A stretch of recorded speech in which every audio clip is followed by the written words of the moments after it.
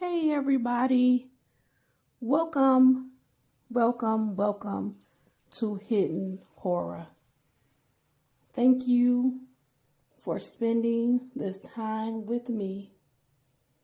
I appreciate that. Let's get started.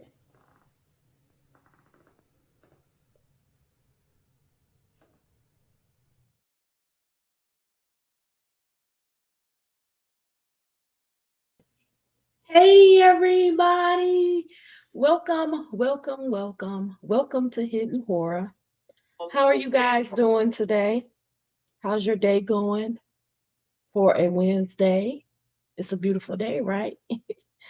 Today I'm here to bring you just some basic news that they have set the trial to begin for Sean Combs. It's set to start May 5th, 2025. And I'm really interested to hear other people's opinions on this. He wants a speedy trial. Why would someone want a speedy trial, right? I think he wants the speedy trial because it gives the prosecution less time to prepare, but also I think he doesn't want to stay in jail. He wants to beat this case and he doesn't want to extend that time out sitting, rotting in jail. So he wants a speedy trial, and that's his right to request that. So let's get to the article. It's by the AP. It's titled Sean Diddy Combs S Trafficking Trial Set for May. It's on apnews.com and it's dated October 10th, 2024. A May 5th trial date was set Thursday in Sean Diddy Combs S trafficking case, and a prosecutor argued that the jailed hip hop mogul's lawyers were trying to exclude a damning piece of evidence by claiming it was leaked by the government. And what I think they're referring to possibly is the Cassie Ventura tape video where she was assaulted by Sean Combs. But we will read on. We will find out if they disclose what damning evidence they're referring to. But I believe they're using that here. I'm not sure, but we'll find out. Assistant U.S. Attorney Emily Johnson struck back against the defense's claims during Combs' first appearance before Manhattan federal court judge Arun Subramanian, who will preside over his trial. Combs' mother flew in from Florida for the proceeding, sitting behind him with his children and other family members in the courtroom gallery. Johnson took issue with the defense lawyer's argument in a submission late Wednesday that the U.S. Department of Homeland Security leaked a video to the media of Combs punching and kicking his former protege and girlfriend, the R&B singer Cassie, in a Los Angeles hotel hallway in 2016. The reason I felt that that's what they were referring to is because when the video was released by CNN, it kind of brought everything back up from the lawsuit just about a year ago, right? And when the video was released, it got a lot of people to have to acknowledge that what was asserted in the lawsuit by Cassie Ventura, although it did not go to trial and Mr. Combs did settle very quickly, it kind of made people feel that the video substantiated her claims, more specifically, the claims about the attack, about being physically assaulted. And Mr. Combs also came out with a video and he stated that he regretted it and all of that.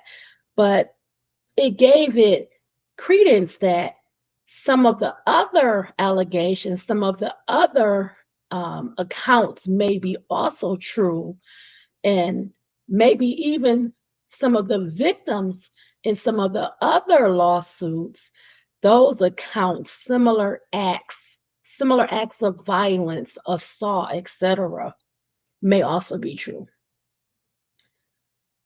Okay. So I guess the defense is wanting to remove that piece of evidence because it's a credibility piece that will help support the charges in the criminal case, okay? That's my whole point of saying what I said.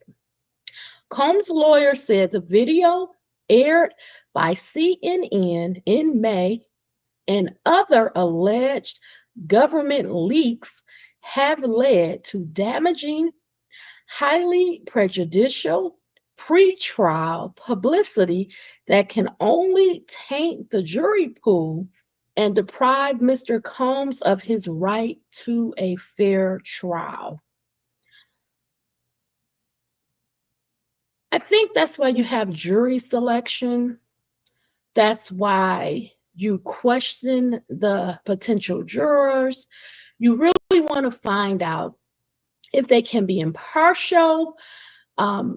It's highly unlikely that people have not heard about Sean Combs, the civil cases, this criminal case, if they're in New York.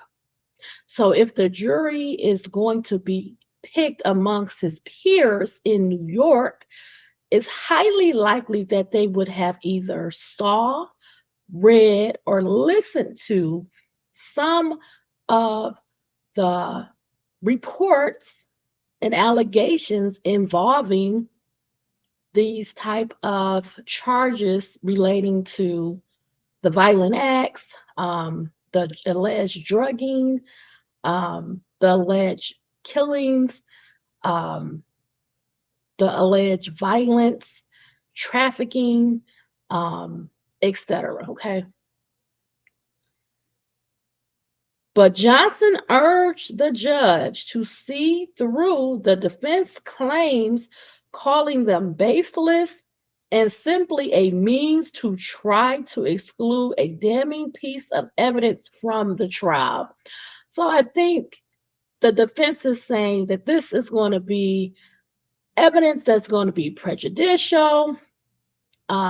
We don't want this to be viewed by the jurors, and we don't want this to sway them.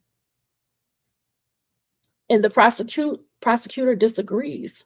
This is a big piece of evidence. It's not just going off of words and testimony. It shows in color, in video, the nature of the incident where Cassie Ventura, she is trying to leave. She's headed to the elevator, and Mr. Combs quickly pursues her in a towel, and then the assault, the attack, the violence began, where Mrs. Ventura did not appear to fight back, try to retaliate or respond to the physical attack. She pretty much folded over and just took the kicks and punches and the dragging, etc. Okay. Not a single one of those alleged leaks are from members of the prosecution team, Johnson said. Still, Subramanian told defense lawyer Mark Agnifilo to write a proposed order that he would sign instructing lawyers on both sides to comply with rules prohibiting them from publicly disclosing information that could taint a jury. The prospective order would also restrict what both sides can publicly say about the case, something Johnson said was necessary after Agnifilo characterized Combs' indictment in a TMZ interview last month as a takedown of a successful black man. Combs, 54, has pleaded not guilty to racketeering conspiracy and trafficking charges alleging he coerced and abused women for years with help from a network of associates and employees while silencing victims through blackmail and violence, including kidnapping, arson, and physical beatings. Johnson reasserted that the indictment could be updated to add charges or defendants. I'm sorry, I have to just jump in right here because you guys know I have talked about this. I created this whiteboard that's right here. Let's see if I can pull it out. I've created the whole whiteboard, right? You guys remember when I said that there were potential co-defendants, right? John Combs is the top tier, right? He's right here on top. What did I say would be the United States of America as the plaintiff? And this is going to fall under Title 18, right? That Sean Combs would be the defendant, and there will possibly be co-defendants, right? Who did I list at that time? Many videos ago. Aaron Hall, for example, Harvey Pierre, the unnamed individual in one of the cases, and then possibly other co-defendants. What did I say? I said that some of the possible accomplices, they could turn around and be now witnesses where they would not be charged as a co-defendant, possibly, right? And who did I put down as possible accomplices? Record label employees, right? People that worked with him, his staff, his employees, industry staff, his personal assistants. They would have the knowledge. They would set the schedule. They would order things. They would pay for things. They would organize things as his assistant, right? What did I say? His management team, right? His security guards, they would be in the know. They would be in rooms where others wouldn't be. They would see and hear things, have knowledge of things, witness things that nobody else would, okay? So that was something that I brought up in a video, and you can go back and check those videos out. But I do want to say that I did at the time give you a listing of possible charges, right? Possible federal crimes, all that were possibly chargeable with the lawsuits that I read, the Cassie Ventura lawsuit, the Joy Dickerson lawsuit, the Little Rod lawsuit, the Crystal McKinney, the April Leper, et cetera, et cetera. And I'm hearing that there are additional lawsuits. I haven't even had time to look into more of the lawsuits. But what were some of the charges that I said that could possibly be, right? Abuse of S contact, aggravated assault and battery, aggravated S abuse, coercion, conspiracy. What did I tell you? Conspiracy is very easy to prove. You just need two people involved in conspiring in a federal crime, right? A continuing criminal enterprise, right? Domestic violence, forcible right? S abuse, S assault, S battery, S exploitation, S trafficking, video voyeurism, wire fraud. These are just some of the charges that I said were possible federal crimes under Title 18 of the United States Code. Okay, let's continue on. Let's wrap this article up. Johnson reasserted that the indictment can be updated to add charges or defendants, right? Just gave you a whole list of them. That's possible in a federal case, right? Maybe I should pull this down so you can see them more. Okay. Anyway, Combs, wearing a beige gel jumpsuit, was more engaged and animated during Thursday's hearing than he had been at two earlier court appearances. When he entered the courtroom, he gave a hearty hug to each of his lawyers and smiled as he spoke with them. During the proceedings, he turned to attorney Rico and whispered in his ear as Johnson spoke about electronic material seized from his residences and from him during his arrest. Rico said outside the courthouse afterward that Combs is making the best of a difficult situation. Dr. King called it the law of unintended consequences, he said, referring to civil rights leader Martin Luther King. Sometimes the more you push a person down, the stronger they get. Do you understand what that is saying? The more you push them down, they get stronger, they grow stronger, they gain resources, they prepare. Listen to what they're saying. It's wild. Johnson said 96 electronic devices were seized and raised in March on Combs's residence in Miami and Los Angeles and at an unspecified private airport in Florida. She said another four devices were seized when Combs was arrested last month. So, what does that mean, everybody?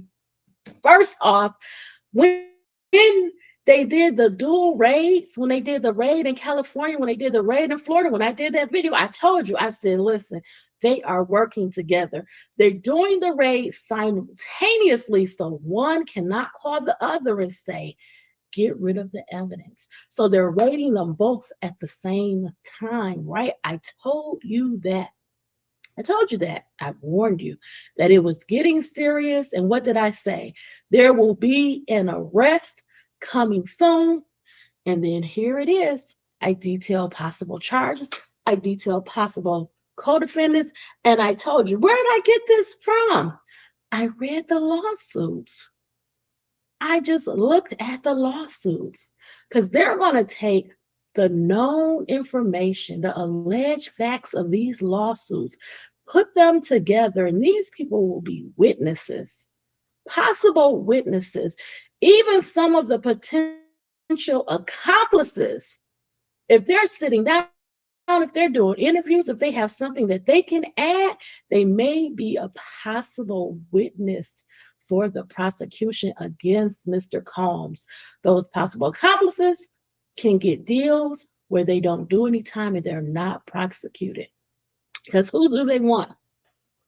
They want the one on top. They want the person that was the lead, that was the organizer, that planned it out, that had the resources to make all of this happen. That is why it's called a criminal enterprise. What is an enterprise? It's almost like a business, right? But instead of conducting business, allegedly, they were creating an environment where these terrible things could happen to people. For example, and allegedly, the drugging, the S abuse, right? And other things that I'm not going to get into. Okay, I'm not going to get into it. Anyway, let's continue on. She said 8 devices seized in Miami contained over 90 terabytes of information, which she labeled as extraordinary or extraordinary. As she explained, delays in extracting some information for techno- technological reasons. My apologies. I'm just laughing to myself because what are on the phones? What information, what details, what plans, what phone numbers, what names, what pictures, what video? What's the history? What's the history? What are the emails? What's being sent and received? Who's sending and who's receiving? Who's planning? Who is the planner? Who is the organizer? They're going to take a lot of time with these devices because these devices can lay out the details. They can really create the foundation and the structure for how the network, how the enterprise was running, right? Who organized things? How did they do it? Was it written? Was it text? Was it email? Was it something printed, something mailed? Is the invite list in the phone? Is ordering the things that you need for the trafficking allegedly, the parties allegedly, is those receipts in the phone? Is the searches in the phone, in the history? What about even driving, right? Listen, it's a lot to learn from the devices, okay? The judge said Combs can return to court in December unless lawyers agree that hearing is unnecessary. Much of the hearing featured arguments by lawyers about what is needed to protect an eventual jury from bias, highlighted by Johnson's claims about the hotel video.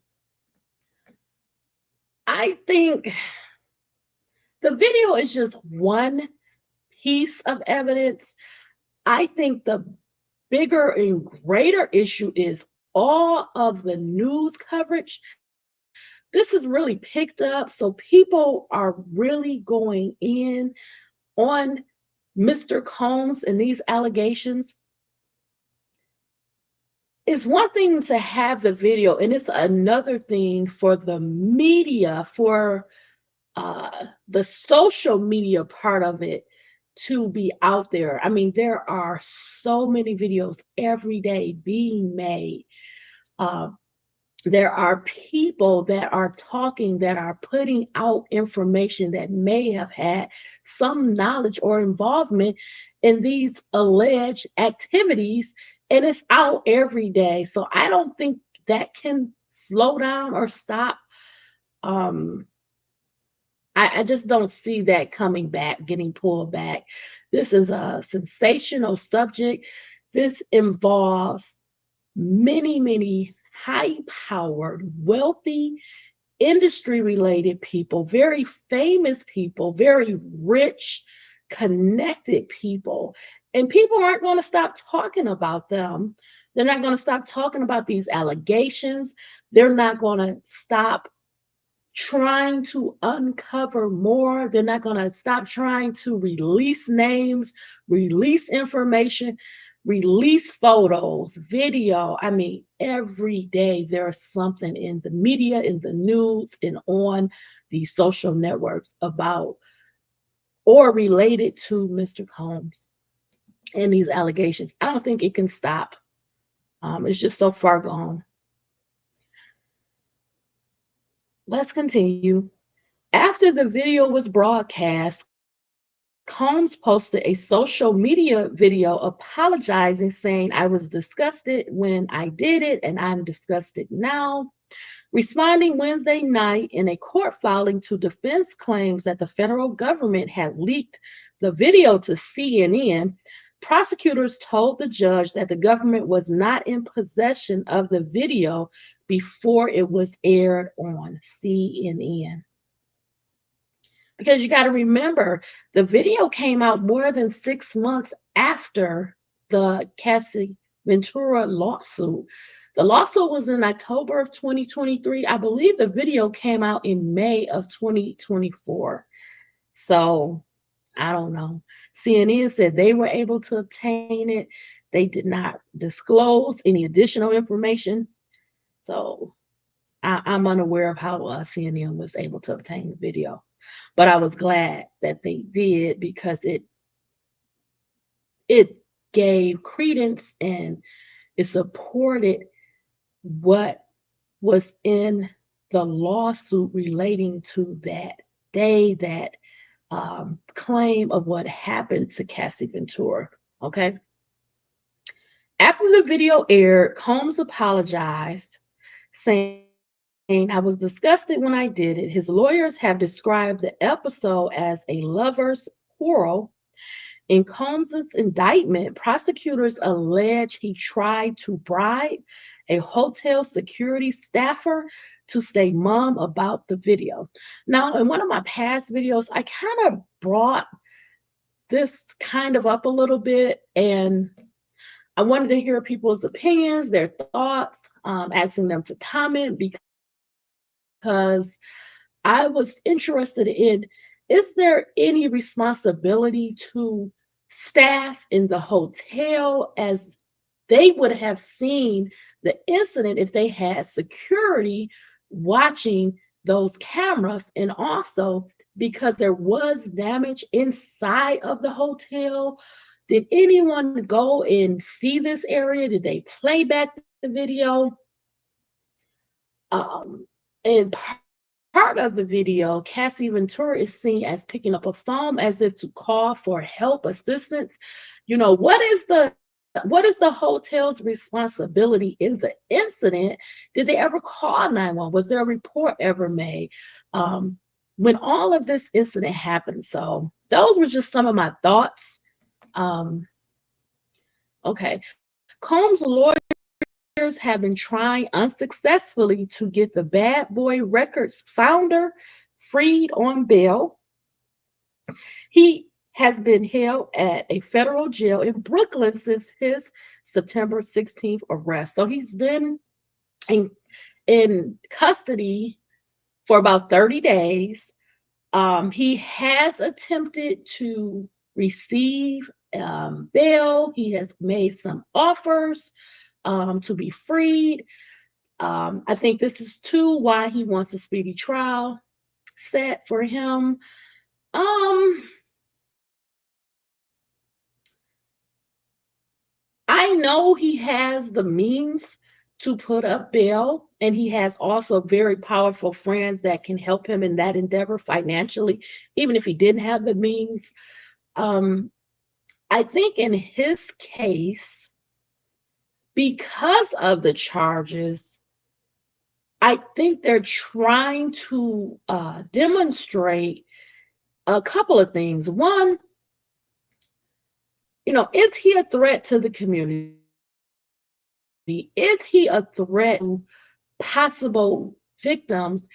Um, is he a threat to possible witnesses? Number two, what does it appear to look like if you allow him bail, but maybe someone else with similar circumstances, they would be denied bail? Number three, does he have a criminal record? Does he have a criminal past? Does he have criminal convictions? What are they for? What do they involve?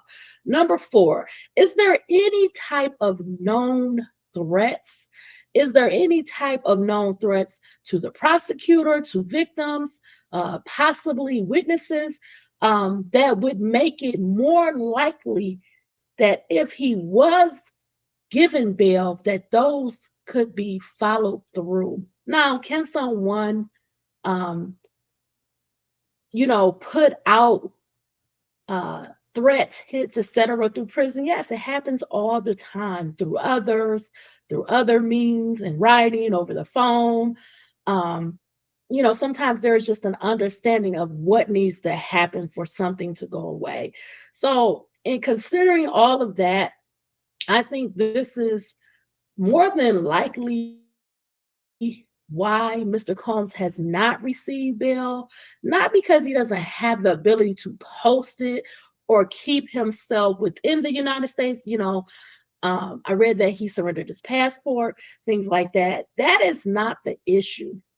And it's not even an issue that if he is put on a tether, for example, or if he needed to be monitored, for example, that would happen. That's not the issue. I think it's all of the other things that's the issue. You want to keep those witnesses feeling safe. People have come out more now. They're talking more now. They may cooperate more now because he is in custody. But what happens if he's given bail? Would that change? Would people be afraid? Would they feel fear? Would they be receiving threats, etc.? And I think that's why he has not been allowed bail, coupled with his past record, criminal history, criminal past, other possible things that have happened. Okay, that's just my opinion. Okay. Um, Two judges have concluded that Combs would be a danger. There it is. I didn't say it. I'm reading the AP article, okay?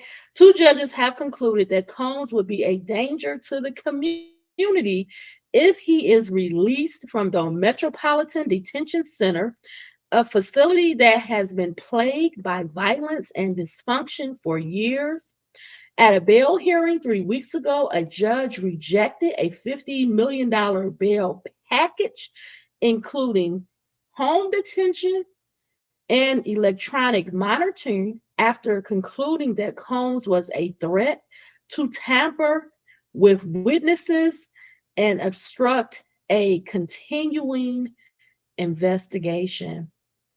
Now, I do want to just acknowledge this. Okay, so Mr. Combs has been in custody for about 30 days since September 16, 2024. I want to acknowledge something. Mr. Combs is not going to be in the general population. For example, if there was housing and there's 20 males in one unit, he's not going to be in that unit with 19 other males. I am assuming with his status, his celebrity, and also possibly threats that could be taken out if he's in general population in a mass grouping of males. He's probably in some kind of protective style housing, maybe individual units where he would not have access to other inmates, as well as they wouldn't have access to him for his own protection. He may even have a unit where it's much, much smaller, so individual cells, but also a smaller unit where he may be passing just a small handful of people that are physically seeing him, where he may be taking, for example, if he gets recreation time or if he goes to shower, he may not be in a large population, he may be in a smaller population for his own protection. Also, that helps prevent if someone wants to try to attack him, harm him, injure him, poison his food, for example, etc., etc. It is to also protect him. So he's not going to be in a normal housing situation. He's probably going to be in some type of solidarity by himself, okay, or with very few others. In the meantime, Agna Philo said, "We're making a go of the MDC. The MDC has been very responsive for us. In an appeal of the bail rulings to the Second U.S. Circuit Court of Appeals, lawyers for Combs on Tuesday asked a panel of judges to reverse the bail findings, saying the proposed bail package would plainly stop him from posing a danger to anyone or contacting any witnesses." So I guess he's appealing the bail. I think I read somewhere it's like he's tried 3 times or he's on his third time. Um, I think I've heard that this particular prison system in New York is very, very harsh. The conditions are very poor. I'm not familiar, so I can't attest to that. Um, but this is what I have heard, what I have read. And I think part of it is when he's putting forth this effort for bail, he may be using some of that information. For example, if there is some weaknesses in the facility, maybe for protection, if there's a lot of violence. Now we're coming up against very cold weather. People may be very ill. They may have COVID. There may be diseases. There may be just all types of issues there. And he may have the finances to really appeal this up, this denial of bail, in particular, because he is willing to be on electronic monitoring, um, be confined to his home, those different things. He would not be a burden to the system. He would not be costing the system. He would probably pay for his own. Um, if he had to somehow report in a way where he had to have staff or something or video, he would probably be able to pay for all of that. So he may argue some of these issues, more in particular, any threats or any type of violence that he could experience as a high profile inmate.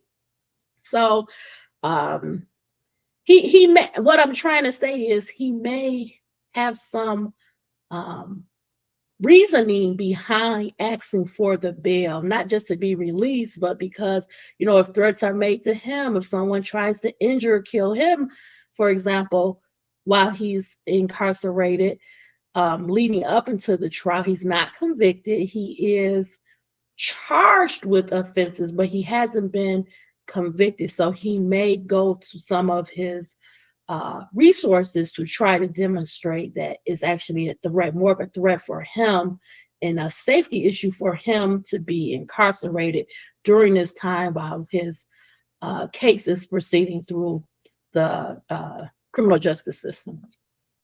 Okay, let's continue.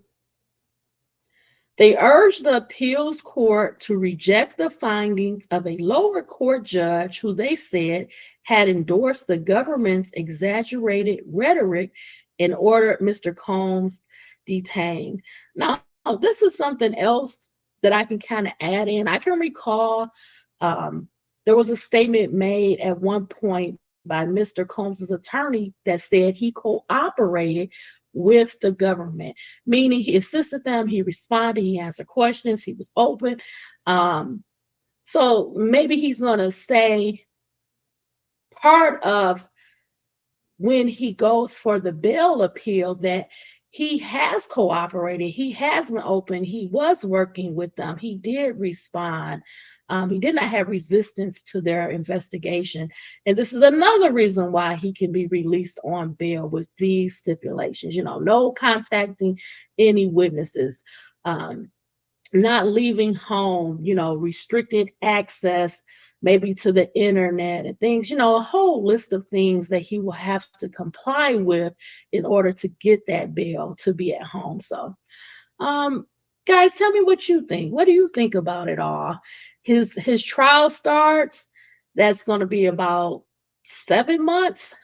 Not a lot of time, but less time for the prosecution to keep you locked up for a couple of years while they prepare a mega case against you. He's saying, no, I'm going to be smart about it. We're not going to take 2, 3, 4 years to go to court. I want to go to court in 6 months. I want a speedy trial that gives you less time to get these witnesses, get all the documentation, go through everything, and prepare your massive case against me. I think it's a very smart idea on the defense side. On the flip side, it puts the pressure on the prosecutor. It means that you need to get your witnesses in line. You need to prepare for their testimony. And will everybody stick to it? Will they follow through? Will they show up to testify? Maybe they want to think about having people come in, sit down on taped interviews, video interviews with their testimony prior to the trial. Because will they make it to the trial? Will they change their mind? Will they be compelled to testify? Will they plead the fifth? Say, hey, I can incriminate myself if I testify. I changed my mind. Catch me if you can.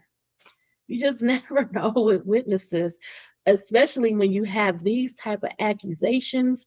And if there is a criminal enterprise, it's a very large one. It's a very powerful network of very wealthy, very successful people, and they don't want to come out. They don't want their names released. They don't want to be attached to this, and they have the power to make things go away and people disappear. Okay. So thank you for spending this time with me. I really, really appreciate it. I want you to please stay smart, stay safe, stay savvy, be well, all my friends. Have a good day, everybody. Bye, everybody.